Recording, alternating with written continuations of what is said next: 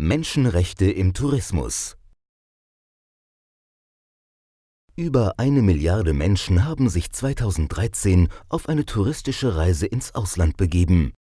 Sie möchten sich erholen, Spaß haben, die Natur entdecken oder neue Menschen und fremde Kulturen kennenlernen. Tourismus ist eine Branche, in der viele Menschen zusammenarbeiten, um eine Urlaubsreise erfolgreich zu gestalten.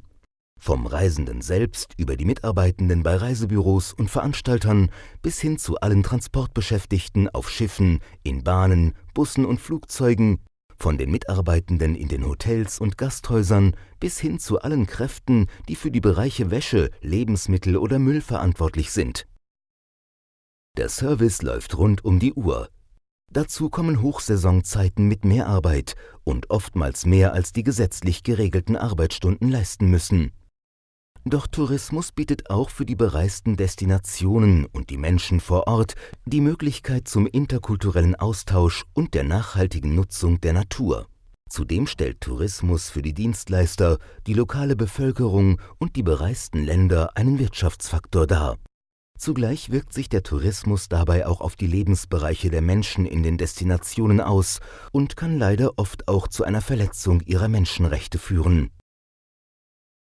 Was meint das im Tourismus genau? Ein paar Beispiele.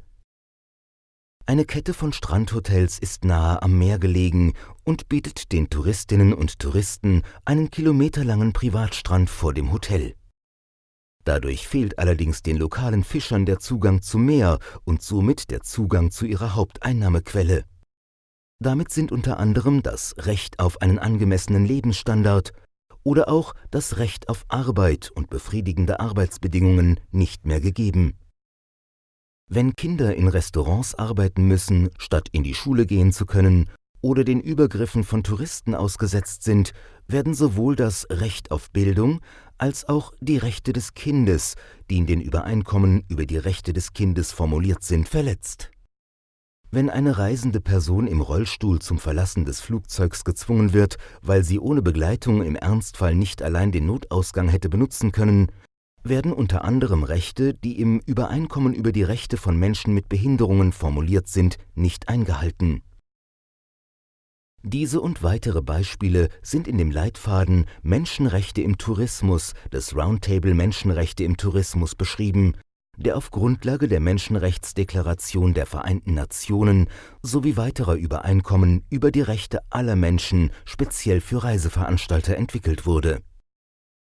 Was können Reisebüros und Reiseveranstalter machen, um Menschenrechte in die Unternehmensstrategie einzubinden und in ihrer täglichen Arbeit umzusetzen? Wichtige Elemente dieser Strategie sind die Bestandsaufnahme. Die Veranstalter tragen dafür Sorge, dass in der besuchten Destination die Menschenrechte, beispielsweise im Hotel, eingehalten werden.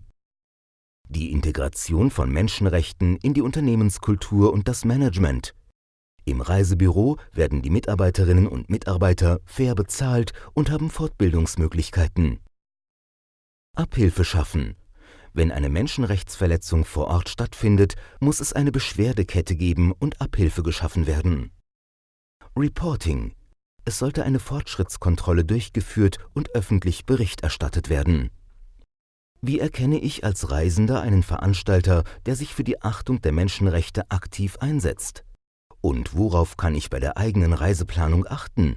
Einige Möglichkeiten hierzu sind vor allem die Augen offen halten und viele Fragen stellen, wie beispielsweise: Ich informiere mich ausreichend vor der Urlaubsreise über das Land, die Menschen und die Kultur mit ihren örtlichen Traditionen und lerne einige Wörter in der Landessprache.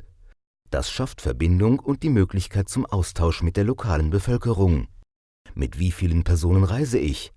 Wenn die Größe der Gruppe zu dem besuchten Ort, zum Beispiel in sozial sensible Regionen wie abgelegene Dörfer, Gemeinschaften von indigenen Völkern passt, können alle Reisenden die Kultur bewusst erleben und die lokale Bevölkerung hat die Möglichkeit, sich auf einzelne Reisende einzulassen.